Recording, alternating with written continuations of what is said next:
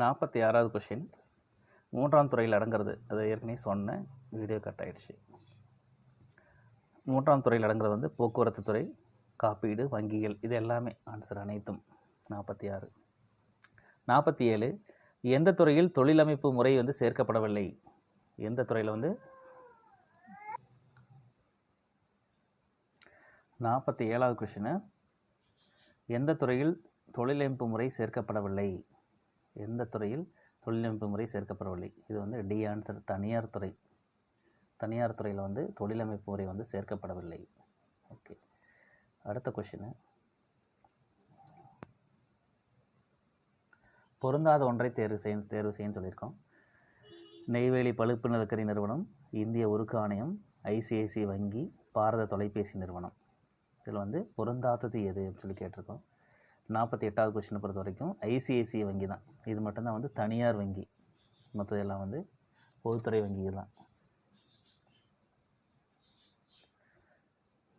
சரி, அடுத்து பார்த்திங்கன்னா 49வது கொஸ்டின். கூற்று ஏ. நாட்டின் மொத்த உள்நாட்டு உற்பத்தியில் ஒரு கடுமையான வீழ்ச்சி ஏற்பட்டுள்ள போதிலும் தமிழகத்தில் விவசாயமே அதிக பேருக்கு வேலை அளித்து கொண்டிருக்கிறதுன்னு சொல்லியிருக்கோம். அடுத்து கூற்று ஆறு வந்து தமிழ்நாட்டில் வளமான மண் காணப்படுகிறது, விவசாயம் செய்ய தமிழ்நாட்டில் உள்ள ஆறுகளில் போதிய அளவு தண்ணீர் உள்ளது அப்படின்னு சொல்கிறோம். இதுக்கு வந்து சி ஆன்சர்மா. கூற்று ஏ சரி, காரணம் ஆறு வந்து தவறு. சாரி,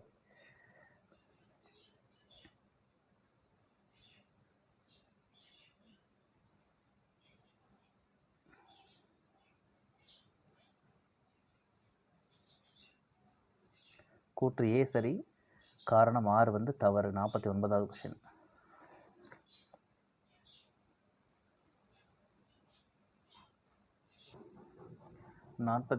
கொஸ்டினுக்கு வந்து சி ஆன்சர், கூற்று ஏ சரி, காரணம் ஆறு வந்து தவறு.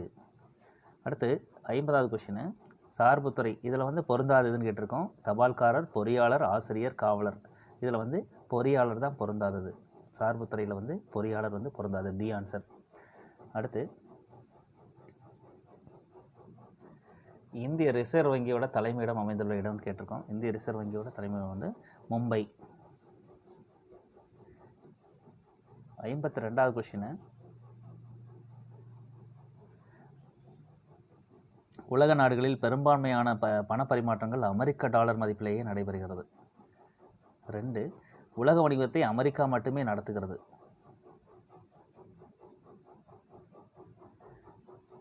சி 1 சரி, 2 தவறு. உலக நாடுகளில் பெரும்பான்மையான பண பரிமாற்றங்கள் அமெரிக்க டாலர்லேயே நடக்கின்றது சரி, உலக வணிகத்தை அமெரிக்கா மட்டுமே நடத்துன்றது வந்து தவறு. 53வது கொஸ்டின். ரூபாய் நோட்டின், இந்திய ரூபாய் நோட்டோட பின்பக்கத்தில் வந்து ரூபாய் குறிப்பிட்டு எத்தனை மொழிகளில் வந்து அச்சிடப்பட்டிருக்குன்னு சொல்லி கேட்டிருக்கோம். 53வது கொஸ்டின். எத்தனை மொழிகள் கேட்டால் 15 மொழிகளில். 15 மொழிகளில் வந்து ரூபாய் நோட்டுகள் அச்சிடப்பட்டிருக்கும். அடுத்து 54வது கொஸ்டின். இந்தியாவில் 1 ரூபாய் 2 ரூபாய் நோட்டுகள் தயாரித்து முதலில் வெளியிடப்பட்ட ஆண்டு இந்த வருஷம் 1917. டி ஆன்சர், 1917 தான் வந்து 1 ரூபாய் 2 ரூபாய் நோட்டுகள் தயாரித்து முதல்ல வந்து வெளியிடப்பட்டது. அடுத்து 55வது கொஸ்டின். பயிர் செய்யும் பரப்பளவில் வந்து பாசன வசதி பெற்ற நிலத்தின் பரப்பளவு எத்தனை? பயிர் செய்யக்கூடிய பரப்பளவில் பாசன வசதி பெற்ற நிலத்தோட பரப்பளவு வந்து டி ஆன்சர் 57%. பாசன வசதி பெற்றது வந்து 57%. அடுத்து தமிழகத்தில் வடகிழக்கு பருவமழை பொழியும் மாதங்கள் அக்டோபர் டு டிசம்பர் தான் வந்து வடகிழக்கு பருவமழை பெய்யக்கூடிய மாதம். இப்போ பெஞ்சிட்ருக்கு. அடுத்து வந்து ஜூன் டு செப்டம்பர் வந்து தென்மேற்கு பருவமழை. சியில் இருக்கக்கூடிய இந்த ஜூன் டு செப்டம்பர்ன்றது வந்து தென்மேற்கு பருவமழை பெய்யக்கூடிய மாதம். இப்போ இந்த கேள்விக்கு ஆன்சர் வந்து D answer, October to December வந்து தமிழகத்தில் வடகிழக்கு பருவமழை பெய்யக்கூடிய மாதங்கள். அடுத்து 57வது கொஸ்டின். வெளிக்குடியேற்ற பதிவில் முன்னிலை வைக்கக்கூடிய மாவட்டம் எது? வெளிக்குடியேற்ற பதிவில் முன்னிலை வைக்கக்கூடிய மாநிலம் எதுன்னு கேட்டிருக்கோம். சரி, மாவட்டம் எதுன்னு கேட்டிருக்கோம். சென்னை தான். வெளிக்குடியேற்றனாலே வந்து சென்னை போட்டுக்கலாம். 57வது கொஸ்டின். 58வது கொஸ்டின் வாங்க. 58வது கொஸ்டினை பொறுத்த வரைக்கும் 2011ஆம் ஆண்டு மக்கள் தொகை கணக்கெடுப்பின்படி கிராமப்புற இந்தியாவில் எத்தனை சதவீத மக்கள் வந்து இடம்பெயர்ந்தவர்களாக கணக்கிடப்பட்டுள்ளதுன்னு கேட்டிருக்காங்க. எத்தனை சதவீதம் பேர் 2011 இடம்பெயர்ந்திருக்காங்கன்னு கேட்டிங்கன்னா 37% பேர். பி 37% பேர் வந்து இடம்பெயர்ந்திருக்கிறார்கள். அடுத்து 59வது கொஸ்டின். மறைநீர் என்னும் பதம் 1990ஆம் ஆண்டு டேஸ் என்பவரால் அறிமுகப்படுத்தப்பட்டது. மறைநீர்ன்ற பதம் வந்து 1990இல் யாரால் வந்து அறிமுகப்படுத்தப்பட்டதுன்னு பார்த்தீங்கன்னா டோனிகலன். டோனிகலன் அப்படின்றவர் அவர் தான் வந்து அறிமுகப்படுத்தியிருக்கார் மறைநீர் அப்படின்றக்கூடிய பதத்தை. அடுத்து எந்த டெல்லி சுல்தான் வேலையின்மை பிரச்சனை தீர்க்கிறதுக்காக வேலைவாய்ப்பு அலுவலகத்தை வந்து அமைச்சிருக்காருன்னு கேட்குறாங்க. எந்த டெல்லி சுல்தான் வேலையின்மை பிரச்சனையை தீர்க்க வேலைவாய்ப்பு அலுவலகத்தை வந்து அமைத்தார் அப்படின்னா வந்து பி பெரோஷா துக்ளக். பெரோஷா துக்ளக் தான் வந்து வேலைவாய்ப்பு அலுவலகத்தை வந்து உருவாக்கிய டெல்லி சுல்தான். அடுத்து 61வது கொஸ்டின். எந்த துறையில் தொழிலமைப்பு முறை சேர்க்கப்படவில்லை? எந்த துறையில் தொழிலமைப்பு முறை வந்து சேர்க்கப்படவில்லைன்னு கேட்டிருக்கோம். டி தனியார் துறையில் தான் வந்து தொழிலமைப்பு முறை வந்து சேர்க்கப்படவில்லை. தனியார் துறை. எந்த துறையில் தொழிலமைப்பு முறை வந்து சேர்க்கப்படவில்லைன்னு பார்த்தீங்கன்னா தனியார் துறையில். அடுத்து தேசிய பசுமை தீர்ப்பாய சட்டம் நிறைவேற்றப்பட்ட ஆண்டு. பி ஆன்சர் 2010 தான் வந்து தேசிய பசுமை தீர்ப்பாய சட்டம் நிறைவேற்றப்பட்டிருக்கு. 2010 பி. அடுத்து 63வது கொஸ்டின்.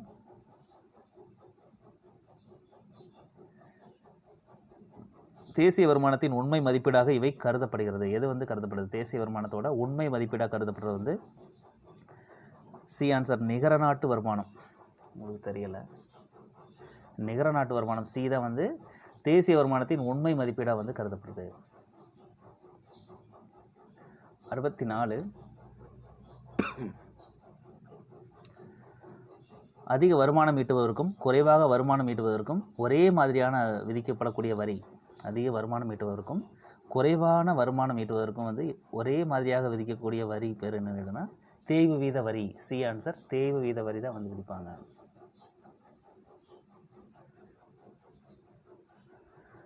மறைமுக வரியில் தவறானது. மறைமுக வரியில் வந்து தவறானது எதுன்னு கேட்டிருக்கோம்.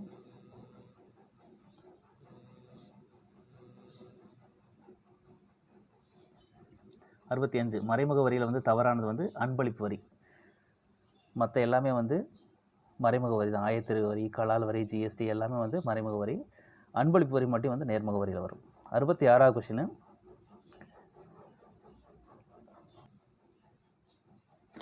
66வது கொஸ்டின். இந்தியா முழுவதும் சரக்கு மற்றும் சேவை வரி செயல்படுத்தப்பட்ட நாள். இதுக்கு வந்து பி ஆன்சர் ஜூலை 1, 2017. ஜூலை 1, 2017 தான் வந்து இந்தியா முழுவதும் சரக்கு மற்றும் சேவை வரி செயல்படுத்தப்பட்டிருக்கு. அடுத்து 67வது கொஸ்டின்.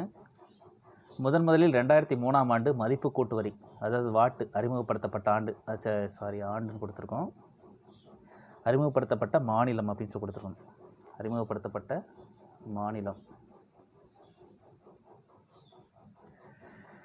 ஹரியானா. டி வந்து ஹரியானா. ஹரியானாவில் தான் வந்து ஃபஸ்ட்டு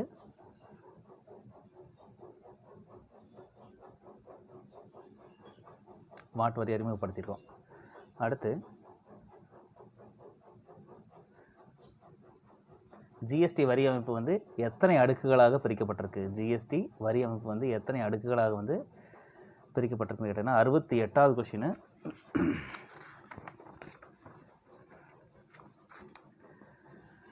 ஐந்து. B answer 5. வரி அமைப்புன்னு கேட்டிங்கன்னா 5. எத்தனை வகையான வரிகள் விதிக்கிறதுன்னு கேட்டிங்கன்னா 4 வகையான வரிகள்.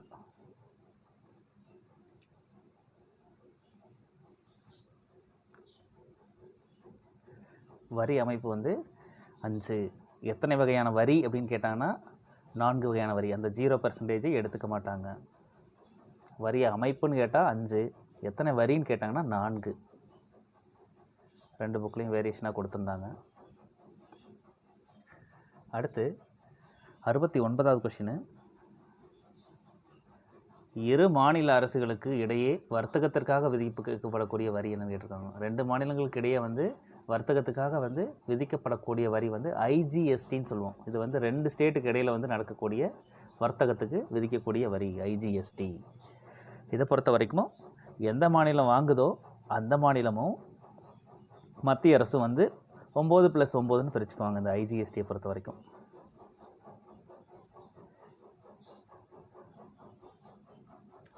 அடுத்து 70வது கொஸ்டின். இது கொஞ்சம் முக்கியமான கொஸ்டின் தான். தூய்மை பாரத வரி எந்த நாள் முதலில் விதிக்கப்பட்டது அப்படிங்கிறது. எந்த நாள் முதல் வந்து விதிக்கப்படுது? தூய்மை பாரத வரி வந்து எந்த நாள் முதல் வந்து விதிக்கப்படுது அப்படின்னு கேட்டிங்கன்னா நவம்பர் 15, 2015. நவம்பர் 15, 2015 தான் வந்து தூய்மை பாரத வரி ஃபஸ்ட்டு ஏ.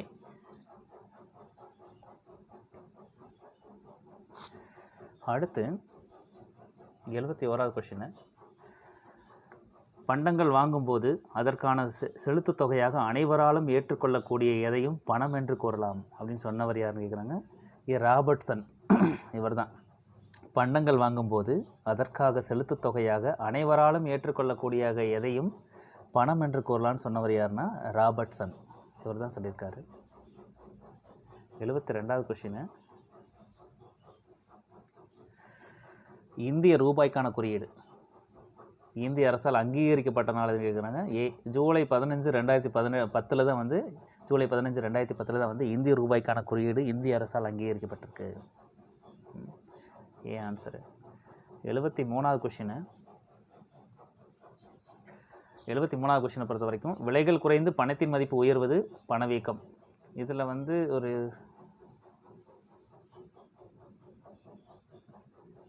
கொஷின் கொடுக்கும்போது இது எதிர்மறைன்னு கொடுத்துருந்தோம், அது மட்டும் தவறு. இது நேர்மறைன்னு கொடுத்துருக்கணும்.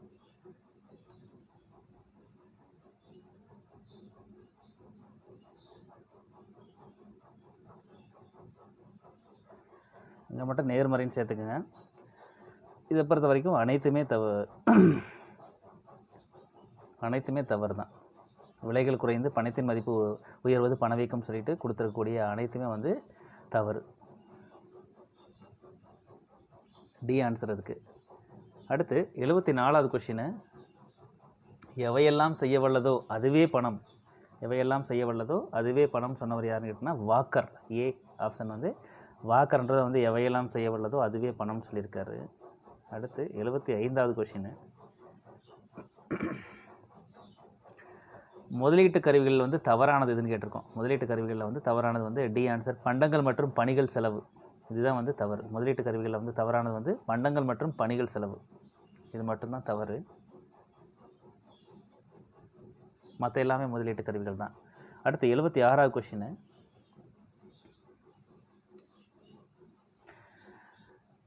இந்திய அரசாங்கம் கருப்பு பணத்திற்கு எதிராக 500 ரூபாய் 1000 ரூபாய் நோட்டுகளை வந்து பண மதிப்பிழப்பு செய்த நாள் எதுன்னு கேட்டிருக்காங்க. பண மதிப்பிழப்பு வந்து எப்போ நடந்துச்சுன்னா நவம்பர் 8, 2016. A answer. நவம்பர் 8, 2016 தான் வந்து பண மதிப்பிழப்பு நடவடிக்கை வந்து மத்திய அரசு மேற்கொண்டது. அடுத்து 77வது கொஸ்டின். பினாமி பரிவர்த்தனை தடுப்பு சட்டம் 1988 திருத்தப்பட்ட ஆண்டு. 88 வந்து எப்போ திருத்தினாங்க? பினாமி பரிவர்த்தனை தடுப்பு சட்டம் 1988 திருத்தப்பட்ட ஆண்டு 77க்கு வந்து 2016 தான் வந்து திருத்துறாங்க. 2016 தான் வந்து பினாமி பரிவர்த்தனை தடுப்பு சட்டம் 1988 திருத்தப்படுது. 78வது கொஸ்டின். அடுத்து ஏஞ்சலினா என்று ஆங்கிலேயர்களால் அழைக்கப்பட்ட நாணய வகை எதுன்னு கேட்டிருக்கோம். ஏஞ்சலினான்னு சொல்லக்கூடிய நாணய வகை வந்து வெள்ளி. பி வெள்ளி தான் வந்து ஏஞ்சலினா ஆங்கிலேயர்களால் வந்து அழைக்கப்பட்டிருக்கு.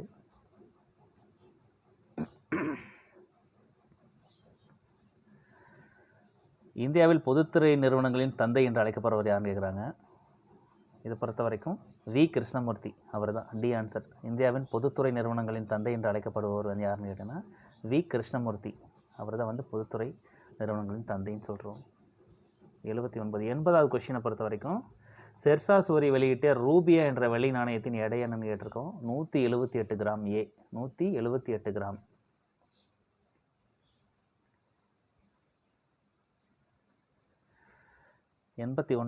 நிதி ஆயோக் வந்து செயல்பட தொடங்கிய நாள். நிதி ஆயோக் வந்து செயல்பட தொடங்கிய நாள் எப்போன்னு கேட்டிருக்கோம். ஜனவரி 1, 2015 நிதி ஆயோக் வந்து செயல்பட்டு வருது. இதுக்கு முன்னாடி என்னவாக இருந்தது? திட்டக்குழுவாக இருந்துச்சு. 1950ஆம் ஆண்டிலிருந்து மார்ச் 1950 2014 டிசம்பர் 31 வரைக்கும் வந்து திட்டக்குழு இருந்தது. அதுக்கப்புறம் வந்து நிதி ஆயோக் ஜனவரி 1 2015 நிதி ஆயோக் வந்து செயல்பட தொடங்கிடுச்சு. 81வது கொஸ்டினுக்கு ஏ ஆன்சர். 82வது கொஸ்டினுக்கு 1956 தொழில் கொள்கையின்படி தொழில்கள் வந்து எத்தனை வகையாக பிரிக்கப்பட்டிருக்குன்னு கேட்டிருக்கோம். தொழில் கொள்கைப்படி வந்து 3 வகையாக பிரிச்சிருப்பாங்க. 3 வகையாக பிரிக்கப்பட்டிருக்கும்.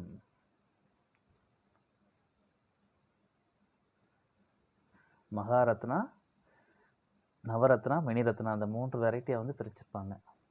83வது கொஸ்டின், இந்தியாவில் 2017 படி உள்ள பொதுத்துறை நிறுவனங்களில் மகாரத்னா தொழில்கள் வந்து எத்தனை இருந்துச்சுன்னு கேட்டிருக்கோம். 2017 படி வந்து பொதுத்துறை நிறுவனங்களில் மகாரத்னா தொழில்கள் எத்தனை இருந்துச்சுன்னு கேட்டோம்னா 8. சி ஆன்சர் 8 தொழில் அங்கே இருந்துச்சு. அடுத்து 84வது கொஸ்டினை பொறுத்த வரைக்கும் கீழ்கண்டவற்றில் மகாரத்னா நிறுவனம் அல்லாதது எதுன்னு கேட்டிருக்கோம். 84க்கு நெய்வேலி பழுப்பு நிலக்கரி நிறுவனத்தை தவிர மிச்சம் இருக்க எல்லாமே வந்து மகாரத்னா நிறுவனங்கள் தான். நெய்வேலி மட்டும் வந்து நவரத்னால வந்துடும்.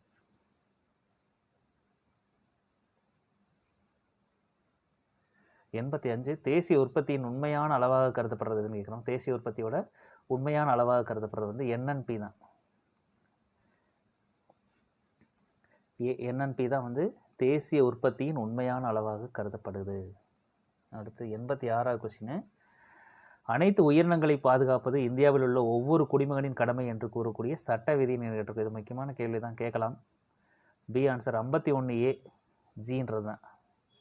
86வது கொஸ்டினுக்கு வந்து பி ஆன்சர் 51A ஜி.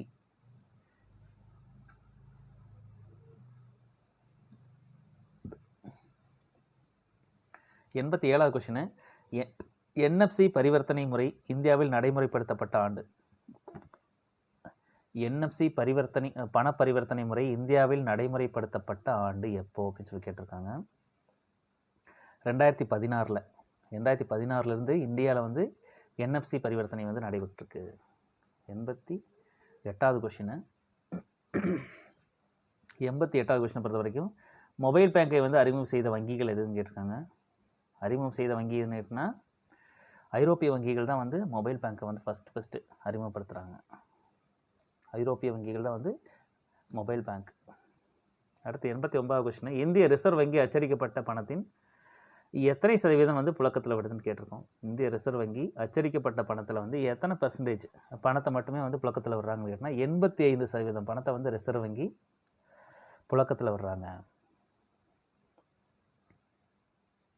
அடுத்து கிரெடிட் கார்டை உருவாக்கியவர் யாருன்னு கேட்டிருக்கோம். 90வது கொஸ்டின், ஜான் பிக்கின்ஸ். ஜான் பிக்கின்ஸ்ன்றது வந்து கிரெடிட் கார்டை வந்து உருவாக்கியிருப்பார். ஜான் பிக்கின்ஸ் கிரெடிட் கார்டை வந்து உருவாக்கியவர் வந்து ஜான் பிக்கின்ஸ். மொத்த உள்நாட்டு உற்பத்தியில் 91வது கொஸ்டின், மொத்த உள்நாட்டு உற்பத்தியில் அதிக பங்களிப்பு உள்ள துறை எதுன்னு கேட்டிருக்காங்க. மொத்த உள்நாட்டு உற்பத்தியில் அதிக பங்களிப்பு உள்ள துறை எதுன்னு கேட்டிருக்காங்க. 91வது கொஸ்டின் வந்து பணிகள் துறை தான். இது முக்கியமான கேள்வி. மொத்த உள்நாட்டு உற்பத்தியில் அதிக பங்களிப்பு உள்ள துறை வந்து எதுன்னு கேட்டினா பணிகள் துறை, ஏ ஆன்சர். 92வது கொஸ்டின், இந்தியாவில் ரூபாய் என்ற சொல் டேஸ் வார்த்தையிலிருந்து எடுக்கப்பட்டதுன்னு கேட்டிருக்காங்க. இந்தியாவில் ரூபாய் என்ற சொல் வந்து சமஸ்கிருதத்திலிருந்து எடுக்கப்பட்டது. இந்தியாவில் ரூபாய் என்ற சொல் வந்து சமஸ்கிருத வார்த்தையிலிருந்து எடுக்கப்பட்டது. சி. 93வது கொஸ்டின், இந்தியாவில் மக்கள் தொகை வளர்ச்சி விகிதம் 1000க்கு எத்தனை சதவீதமாக இருக்குன்னு கேட்டிருக்காங்க. 1000 பேருக்கு இந்தியாவில் மக்கள் தொகை வளர்ச்சி விகிதம் 1000ற்கு டேஸ் சதவீதமாக உள்ளது. 1.7%. எத்தனை சதவீதம்? இந்த 1.7%.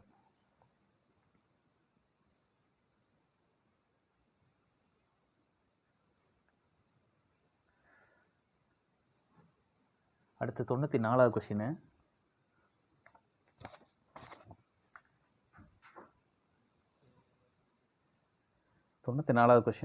தேசிய உணவு பாதுகாப்பு சட்டம் நிறைவேற்றப்பட்ட ஆண்டு. 94வது கொஸ்டின் வந்து 2018 தான் வந்து உணவு பாதுகாப்பு சட்டம் நிறைவேற்றப்பட்டிருக்கு. தமிழ்நாட்டின் அடுத்து தேசிய உணவு பாதுகாப்பு சட்டம் இந்த வருஷம்னா 2018. அடுத்து தமிழ்நாட்டின் நுழைவாயில் என அழைக்கப்படுறது எதுன்னு கேட்குறாங்க. தமிழ்நாட்டோட நுழைவாயில் தூத்துக்குடி. தமிழ்நாட்டின் நுழைவாயில் வந்து தூத்துக்குடி. அடுத்து 96 பின்வருவற்றில் தோல் தொழிற்சாலைகள் இல்லாதது எதுன்னு கேட்குறாங்க. எந்த மாவட்டத்தில் தோல் தொழிற்சாலை இல்லை? எங்கேனா தருமபுரியில் தோல் தொழிற்சாலை கிடையாது. தருமபுரி தோல் தொழிற்சாலை இல்லை. அடுத்து எந்த துறையில் தொழில் அமைப்பு முறை சேர்க்கப்படவில்லைன்னு கேட்டிருக்காங்க. இது ஏற்கனவே நம்ம கேட்டோம், திரும்பவும் ரிப்பீட்டடாக வந்துருச்சு. டி ஆன்சர், தனியார் துறை. தனியார் துறையில் வந்து தொழிலமைப்பு முறை வந்து சேர்க்கப்படவில்லை. அடுத்து 98வது கொஷினா? 98வது கொஷினை பொறுத்த வரைக்கும் இதுக்கு வந்து இதில் எதுவுமே இல்லை. தமிழ்நாட்டில் நெற்களஞ்சியம் என்று அழைக்கப்பட்ட தஞ்சாவூர் மாவட்டத்தில் நெல் விளைச்சல் குறித்த தரவுகள் தவறானது எதுன்னு கேட்டிருக்கோம். இது வந்து தெரிஞ்சுக்கிறதுக்காக நம்ம அப்படியே கொடுத்துட்டோம்.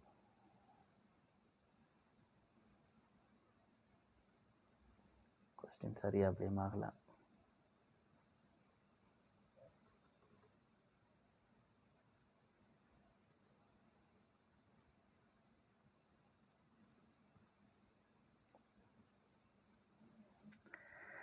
இதில் எல்லாமே சரியாக தான் கொடுத்துருக்கோம். தங்க சம்பா வந்து 145 நாட்கள், வாகை 135 நாட்கள், பொம்மி 135 நாட்கள், கவனின்றதும் நெல் வகையும் 150 நாட்கள்.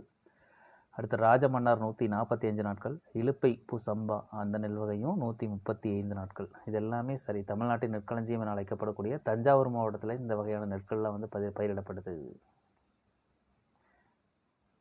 எல்லாமே சரியாக தான் இருக்கும். சரி, அடுத்து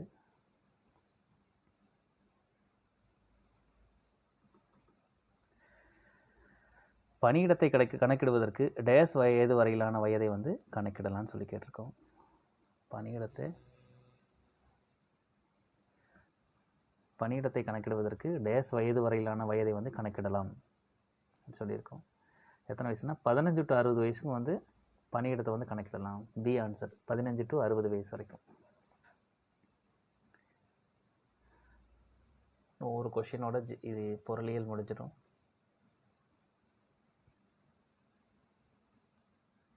அடுத்து இது வந்து நடப்பு நிகழ்வுகள். 101லேருந்து நடப்பு நிகழ்வுகள் போயிட்டுருக்கு. நடப்பு நிகழ்வுகளை பொறுத்த வரைக்கும் இந்த செப்டம்பர் மாத நடப்பு நிகழ்வுகள், செப்டம்பர் 2020 நடப்பு நிகழ்வு, இதோட கண்டினியூஷனாக கொடுத்துருந்தோம். டெஸ்ட் அப்போ இதுவும் சேர்க்கப்பட்டது. 101வது கொஷினு, இந்தியாவில் பெண்களுக்கான முதல் சர்வதேச வர்த்தக மையம் எங்கு அமைக்கப்பட உள்ளதுன்னு கேட்டிருக்கோம். இந்தியாவின் பெண்களுக்கான முதல் சர்வதேச வர்த்தக மையம் எங்கு அமைக்கப்பட்டுள்ளதுன்னு கேட்டிருக்கோம். இது வந்து கேரளாவில் தான் வந்து இந்தியாவில் பெண்களுக்கான முதல் சர்வதேச வர்த்தக மையம் அமைக்கப்பட்டுள்ளது. அடுத்து 102, சமீபத்தில் எந்த மாநிலம் அரசியலமைப்பின் 6வது பட்டியலில் சேர்க்கப்படுவதற்கு வேண்டி ஒரு தீர்மானத்தை வந்து ஏற்றிருக்குள்ளது? சமீபத்தில் எந்த மாநிலம் அரசியலமைப்பின் 6வது பட்டியலில் சேர்க்கப்படுவதற்கு வேண்டி ஒரு தீர்மானத்தை ஏற்றியுள்ளதுன்னு கேட்டிருக்கோம். சி ஆன்சர், அருணாச்சல பிரதேசம் தான் கேட்டிருக்காங்க 6வது பட்டியலில் வந்து சேர்க்கப்படுறதுக்கு.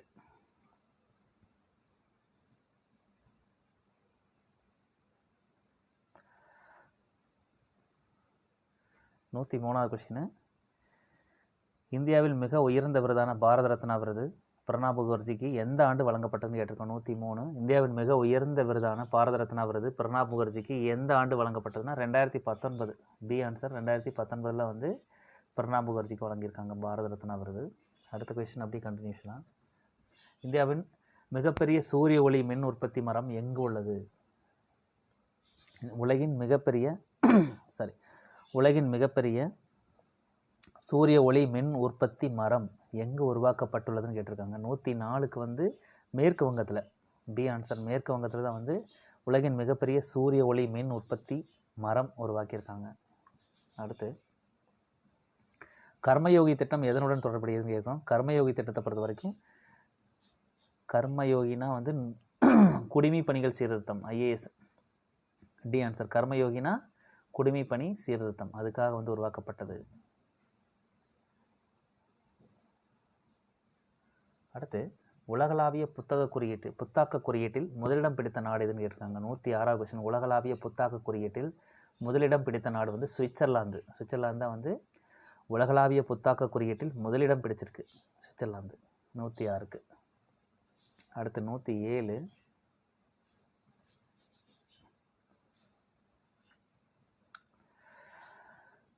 பொறுத்தவரை தற்போது உலகில் மிகப்பெரிய சூரிய ஒளி மின் உற்பத்தி சொத்தின் உரிமையாளர் யாருன்னு கேட்டிருக்காங்க. தற்போது உலகில் மிகப்பெரிய சூரிய ஒளி மின் உற்பத்தி சொத்தின் உரிமையாளர் யார் அப்படின்னு சொல்லி கேட்குறாங்க. அதாவது தனியாரில் அதானி பசுமை ஆற்றல் லிமிடெட் அவங்க தான் வந்து உலகின் மிகப்பெரிய சூரிய ஒளி மின் உற்பத்தி சொத்தோட உரிமையாளராக இருக்காங்க. அதானி பசுமை ஆற்றல் லிமிடெட். அடுத்து ஜம்மு காஷ்மீரின் அலுவல் மொழிகளாக பின்வரும் எந்தெந்த மொழிகள் வந்து சேர்க்கப்பட இருக்குதுன்னு கேட்குறாங்க. ஜம்மு காஷ்மீரின் அலுவல் மொழிகளாக பின்வரும் எந்த மொழிகள் வந்து சேர்க்கப்பட இருக்கின்றன? 108வது கொஸ்டினுக்கு பொறுத்த வரைக்கும் டி ஆன்சர் ஹிந்தி, டோக்ரி மற்றும் காஷ்மீரி. இந்த 3 லாங்குவேஜ் வந்து காஷ்மீரில் அலுவல் மொழியாக சேர்க்குறாங்க. ஹிந்தி, டோக்ரி மற்றும் காஷ்மீரி. அடுத்து மின்சாரத்திற்காக பசுமை கலாச்சாரம் சந்தையை வந்து எந்த அமைச்சகம் வந்து அறிமுகப்படுத்தியுள்ளதுன்னு இருக்காங்க. மின்சாரத்திற்கான பசுமை கலாச்சார சந்தையை எந்த அமைச்சகம் அறிமுகப்படுத்தியுள்ளது? இதுக்கு வந்து ஏ ஆன்சர் புதிய மற்றும் புதுப்பிக்கத்தக்க எரிசக்தி அமைச்சகம் தான் வந்து உருவாக்கியிருக்காங்க. புதிய மற்றும் புதுப்பிக்கத்தக்க எரிசக்தி அமைச்சகம் இவங்க தான் உருவாக்கியிருக்காங்க. 109 முடிஞ்சது. அடுத்து பார்த்தீங்கன்னா 110வது கொஸ்டின் ரயில்வே வாரியத்தின் முதல் தலைவராகவும் தலைமை நிர்வாக அதிகாரியாகவும் நியமிக்கப்பட்டவர் யாருன்னு கேட்டிருக்கோம். இப்போ சமீபத்தில் ரயில்வே வாரியத்தின் முதல் தலைவராகவும் தலைமை நிர்வாக அதிகாரியாகவும் நியமிக்கப்பட்டவர் யார்? 110வது கொஸ்டினுக்கு இந்திய ரயில்வே வாரியத்தின் முதல் தலைவராகவும் தலைமை நிர்வாக அதிகாரியாகவும் நியமிக்கப்பட்டவர் வந்து VK Yadav. B answer VK Yadav தான் வந்து ரயில்வே வாரியத்தோட முதல் தலைவர்.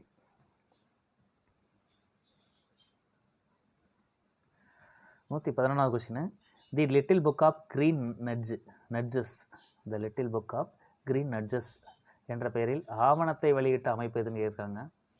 த little book of green nudges என்ற பெயரில் ஆவணத்தை வெளியிட்ட அமைப்பு எதுன்னு கேட்டிருக்காங்க.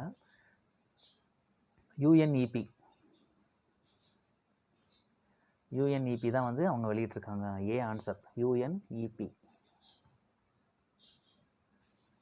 உலகின் மிகப்பெரிய கடற்படையானது எந்த நாட்டில் உள்ளதுன்னு கேட்டிருக்காங்க. சீனா தான். கடற்படையினாலே வந்து சீனா தான். மிகப்பெரிய கடற்படை வச்சிருக்கக்கூடிய நாடு சீனா.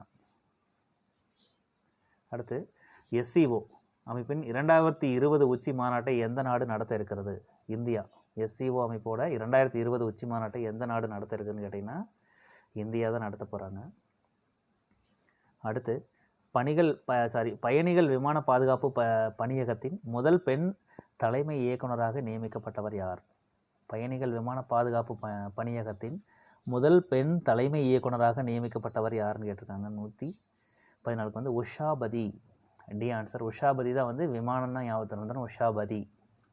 பயணிகள் விமான பாதுகாப்பு பணியகத்தோட முதல் பெண் தலைமை இயக்குனர் உஷாபதி. அடுத்து 115வது கொஸ்டின் G20 வெளியுறவு அமைச்சர்கள் சந்திப்பை சமீபத்தில் நடத்திய நாடு. 115 G வெளியுறவு அமைச்சர்கள் சந்திப்பை சமீபத்தில் நடத்திய நாடு எதுன்னு கேட்டிருக்கோம். அது வந்து சவுதி அரேபியா. G20 வெளியுறவு அமைச்சர்கள் சந்திப்பை நடத்திய நாடு எதுன்னு கேட்டோம்னா சவுதி அரேபியா. A answer. 116வது கொஸ்டினா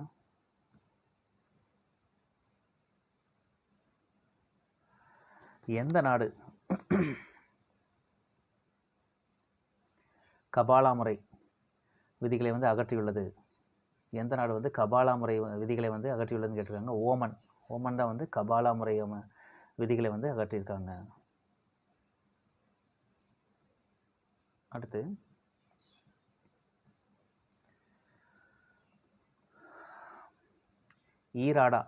ஈராடா பிரச்சாரமானது எங்கு தொடங்கப்பட்டுள்ளதுன்னு கேட்டிருக்கோம். ஈராடா பிரச்சாரம் வந்து இமாச்சல பிரதேசம்.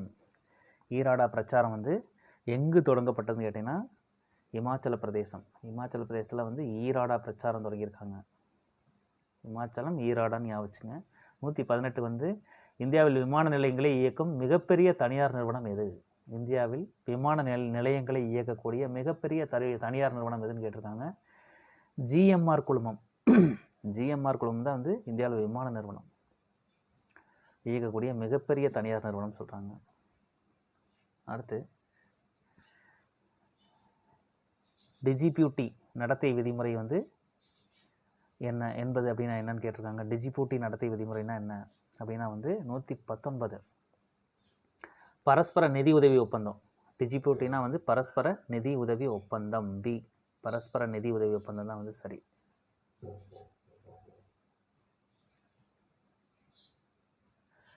அடுத்து 120வது கொஸ்டின். நிலச்சீரழிவை குறைப்பதற்காக உலகளாவிய முயற்சி மற்றும் பவளப்பாறை திட்டம் யாரால் மேற்கொள்ளப்பட்டது? நிலச்சீரழிவை குறைப்பதற்காக உலகளாவிய முயற்சி மற்றும் பவளப்பாறை திட்டம் வந்து யாரால் மேற்கொள்ளப்பட்டதுன்னு கேட்டிங்கன்னா ஆசியான். ஆசியானால தான் வந்து இதை உருவாக்கியிருக்காங்க. சீரழிவு வந்து குறைக்கிறதுக்காக இந்த பவளப்பாறை திட்டத்தை வந்து ஆசியான் வந்து மேற்கொள்ளப்பட்டுள்ளது.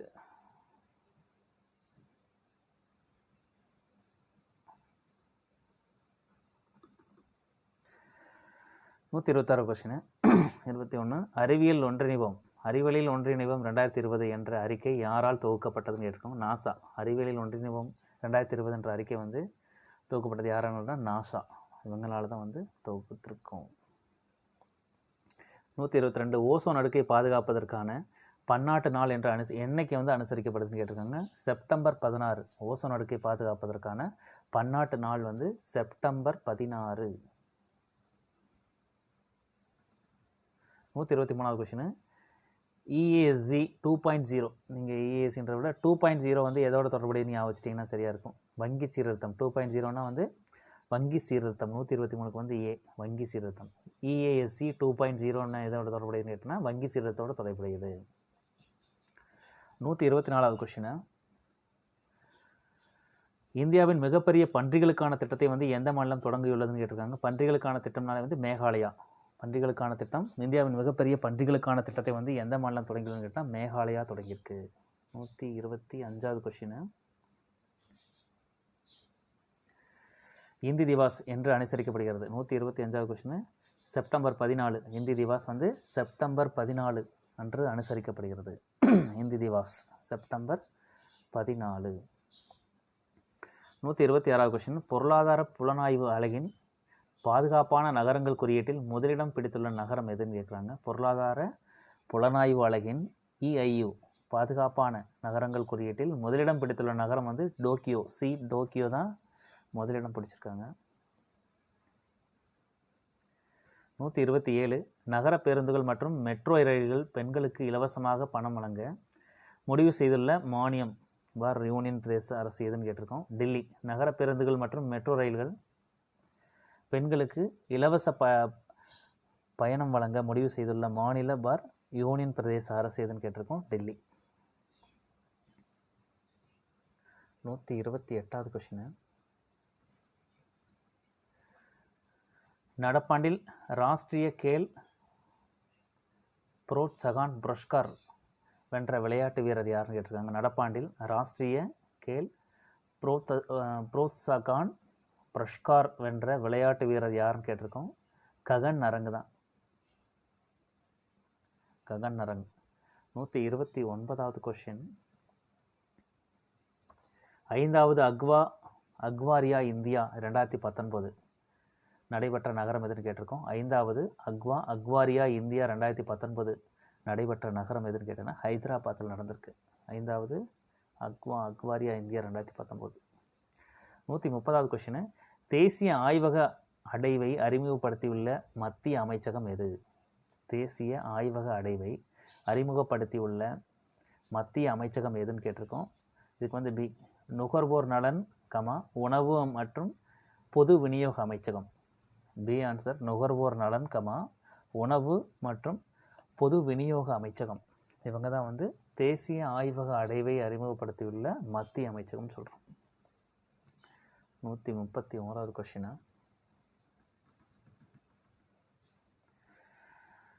எந்த நகரத்தில் இந்தியாவின் முதல் ஸ்கை சைக்கிளிங் பூங்கா திறக்கப்பட்டுள்ளது சொல்லி திறக்கப்படுகிறது?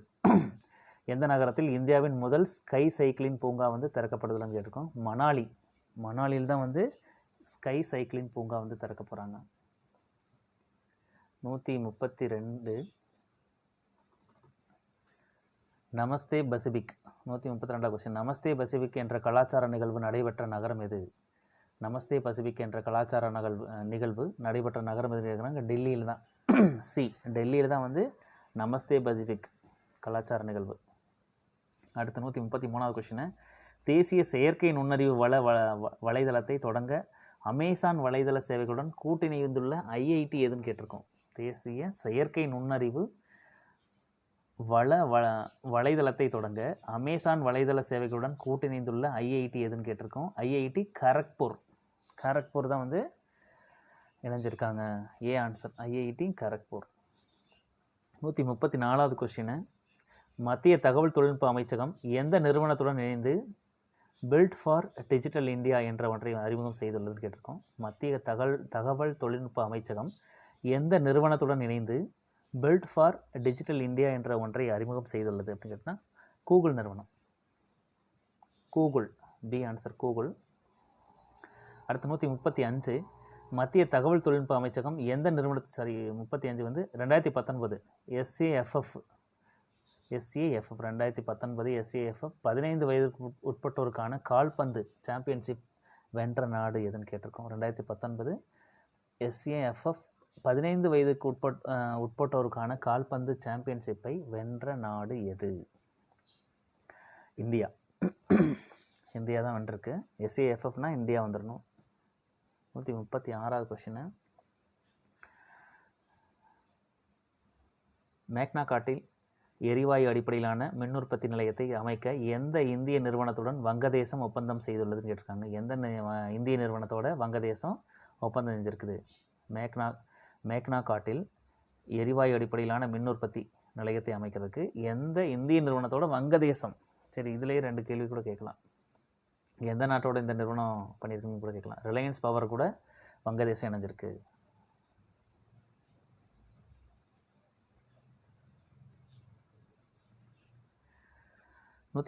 நெகிழி ஏதும் பயன்படுத்தாத முதல் ஹிந்தி படம் எதுன்னு கேட்டிருக்காங்க. நெகிழி ஏதும் பயன்படுத்தாத முதல் ஹிந்தி படம் எதுன்னு கேட்குறாங்க. கூலி நம்பர் 1. கூலி நம்பர் 1ன்ற ஃபிலிமில் தான் வந்து ஹிந்தி படத்தில் தான் வந்து பிளாஸ்டிக் பயன்படுத்தலை. 138வது கொஸ்டின். இந்தியாவின் மிக நீளமான மின்மயமாக்கப்பட்ட ரயில் சுரங்கப்பாதையானது அண்மையில் எந்த மாநிலத்தில் திறக்கப்பட்டுள்ளது? இந்தியாவின் மிக நீளமான மின்மயமாக்கப்பட்ட ரயில் சுரங்கப்பாதையானது அண்மையில் எந்த மாநிலத்தில் திறக்கப்பட்டுள்ளதுன்னு கேட்டிருக்காங்க.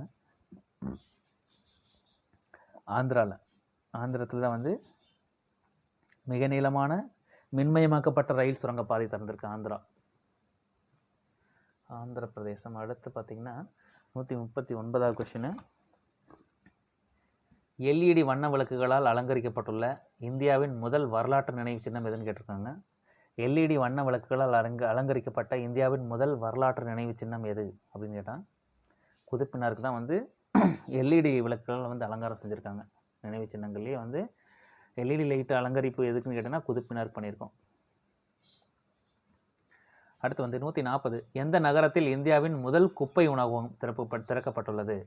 எந்த நகரத்தில் இந்தியாவின் முதல் குப்பை உணவகம் திறக்கப்பட்டுள்ளதுன்னு கேட்டிருக்காங்க. திறக்கப்படவுள்ளது, இன்னும் திறக்கலை. அம்பிகாபூர். எந்த நகரத்தில் இந்தியாவின் முதல் குப்பை உணவகம் வந்து திறக்கப்பட்டுள்ளதுன்னு கேட்டோன்னா அம்பிகாபூரில் தான் வந்து திறந்திருக்கும். அடுத்து 141.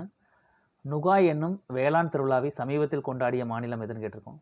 நுகாய் என்னும் வேளாண் திருவிழாவை வந்து சமீபத்தில் கொண்டாடிய மாநிலம் எது? இது வந்து ஒடிசா. நுகாய் என்னும் வேளாண் திருவிழாவை சமீபத்தில் கொண்டாடிய மாநிலம் வந்து ஒடிசா.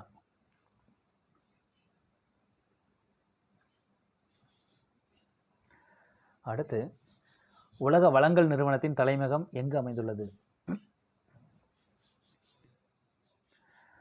உலக வளங்கள் நிறுவனத்தின் தலைமையகம் எங்கு அமைந்துள்ளது? 142க்கு டி வாஷிங்டன். வாஷிங்டனில் தான் வந்து உலக வளங்கள் நிறுவனத்தின் தலைமையகம் அமைஞ்சிருக்கு. அடுத்து 143வது கொஸ்டின்.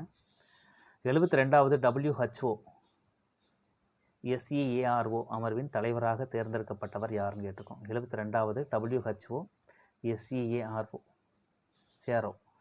அமர்வின் தலைவராக தேர்ந்தெடுக்கப்பட்டவர் யாருன்னு ஹர்ஷவர்தன். D answer Harshvardhan. இவர் தான்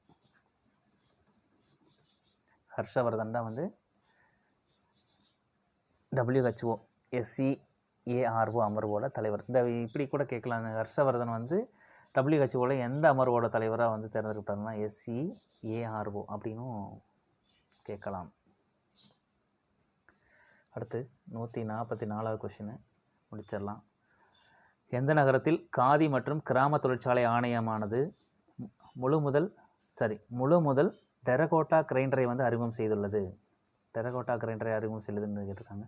எந்த நகரத்தில் வந்து காதி மற்றும் கிராம தொழில்துறை ஆணையமானது முதல்ல வச்சுக்கோங்களேன், முதல் வந்து டெரகோட்டா கிரைண்டரை வந்து அறிமுகம் செய்துள்ளதுன்னு கேட்டிருக்காங்க. இது வந்து வாரணாசியில் தான் ஃபஸ்ட்டு. டெரகோட்டான்னு என்னது? சிந்துச்சமொழி நகரத்தில் படிச்சிருப்பீங்களா? சுடுமண். 145வது கொஸ்டின். 2019 சர்வதேச இலக்காளர் விருது பில் அண்டு மெலிண்டா கேட்ஸ் அறக்கட்டளையால் வந்து தேர்வு செய்யப்பட்ட இந்தியர் யாருன்னு கேட்டிருக்கோம். தேர்வு செய்யப்பட்ட இந்தியர் வந்து 145 பொறுத்த வரைக்கும் நரேந்திர மோடி தான். சர்வதேச இலக்காளர் 2019 சர்வதேச இலக்காளர் விருதுனாலே வந்து நரேந்திர மோடி, பிரதமர் நரேந்திர மோடி ஞாபகத்துக்கு வந்துடணும். ஓகே, அடுத்து 146வது கொஸ்டின். பாலை நிலமாதலுக்கு எதிரான ஐநா தீர்மான உறுப்பினர்களிடையே மாநாட்டை நடத்தும் நகரம் எதுன்னு கேட்டிருக்கோம். பாலை நிலமாதலுக்கு எதிரான ஐநா தீர்மானம் உறுப்பினர்களின் மாநாட்டை நடத்தக்கூடிய நகரம் எது? இதுக்கு பாலை நிலத்துக்கு எதிராக வந்து ஐநா தீர்மான உறுப்பினர்களோட மாநாடு எங்கே நடந்துச்சுன்னு கேட்டிருக்காங்க. இது பொறுத்த வரைக்கும் நொய்டா பெருநகரம். ஆன்சர். நொய்டாவில் தான் வந்து பாலை நிலமாதலுக்கு எதிராக வந்து ஐநா தீர்மான மாநாடு, ஞாபகம் வச்சுக்கோங்க. அடுத்து 47 உலக தேர்தல் ஆணையங்கள் சங்கத்தின் புதிய தலைவராக நியமிக்கப்பட்டுள்ளவர் யாருன்னு கேட்குறாங்க. உலக தேர்தல் ஆணையங்கள் சங்கத்தின் புதிய தலைவராக நியமிக்கப்பட்டுள்ளவர் யார் கேட்குறாங்க? சுனில் அரோரா. C answer, Sunil Arora. அவர் தான் வந்து உலக தேர்தல் ஆணையங்கள் சங்கத்தின் புதிய தலைவராக நியமிக்கப்பட்டிருக்காரு. ஏவப்.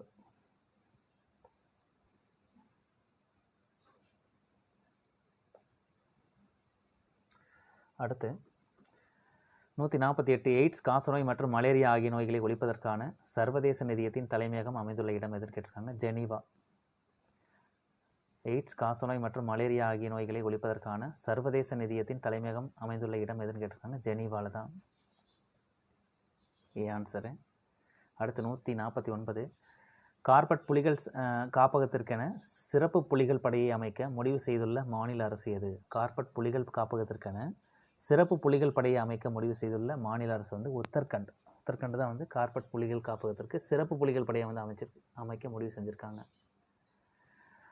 கடைசி question 150 walk to work on Wednesday WWW என்னும் பரப்புரையை தொடங்கியுள்ள மாநிலம் எதுன்னு கேட்குறாங்க. Walk to work on Wednesday WWW என்னும் பரப்புரையை தொடங்கியுள்ள மாநிலம் எதுன்னு கேட்டிருக்காங்க. மேகாலயா தான் வந்து WWWன்னா ஞாபகத்துக்கு வந்துடணும்.